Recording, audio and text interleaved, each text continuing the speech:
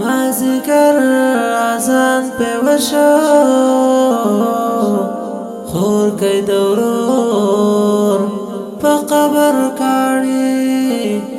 کاړي سموینا زتر هغه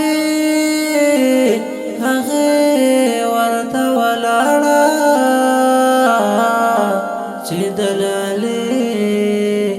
مخې قبله ته واړونا کوتر بیا په مزار ګرځي بور مورکې پپر غنم شندلې وینا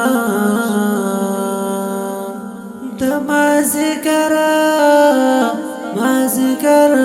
اذان په وشو خور کای دورور